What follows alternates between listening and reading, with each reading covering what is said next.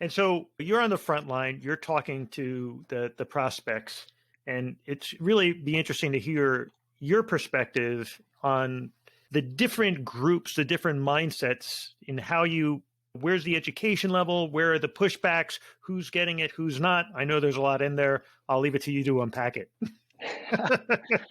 That's the challenge in the role, no doubt. Education and awareness is a huge one, and people fall into a bunch of different camps. I probably start to think about them in four primary buckets. Generally, though, 9 out of 10, maybe 99 out of 100, this is a very new concept. So we do have to take a different shape when introducing ourselves and infer. Namely, the concept of computing on encrypted data is kind of the first question. Have you heard of this? There's a great spectrum, even on your podcast, of people in the privacy enhanced technology space that have never heard of it before to having their PhD and spending their whole career in it. And the level at which each of them have understanding is very ranged. And that holds at our customers and our prospective customers too. So we have to very quickly kind of diagnose where they're at in their journey of privacy enhanced technologies, and then stack a bunch of content behind it to support both ours, third party, regulatory, think tank, et cetera.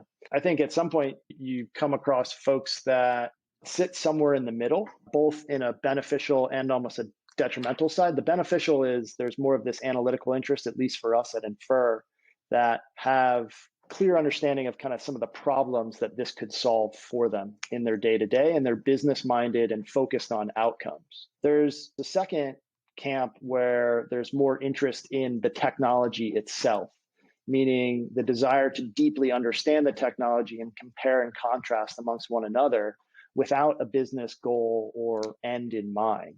Trying to diagnose and then treat both of those different camps appropriately is also kind of the second level of criticality for us.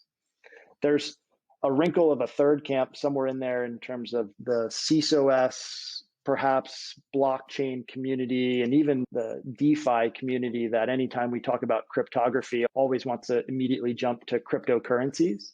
And to be frank, we don't do too much in the DeFi cryptocurrency space at Infer.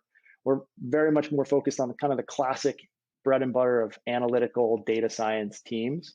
But there's always a question of who's holding the keys in an MPC manner, or how does this work with a blockchain network that starts to miss the point. And we know we haven't really done our job of sharing too well of what we're doing at Infer to kind of go down that path. But differing camps all over the board. General inhibition in the market is, I think a lot of people don't know that you can compute on data while it remains encrypted. And it's at least small wins. It's a very fun experience to be with clients, particularly at a senior level, when that light bulb moment happens, when there's clear understanding of a known capability to compute on data in an entirely cryptid space. Light bulbs start going off and the ideas start flowing rather quickly. And it takes a different shape to start to kind of constrain, well, we could do this with it. We could do this with it. We could do that with it. What else should we do with it?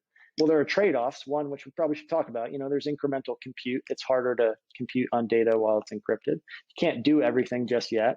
There's some performance limitations. All of that is being addressed and worked on by us and a bunch of other shops in the space.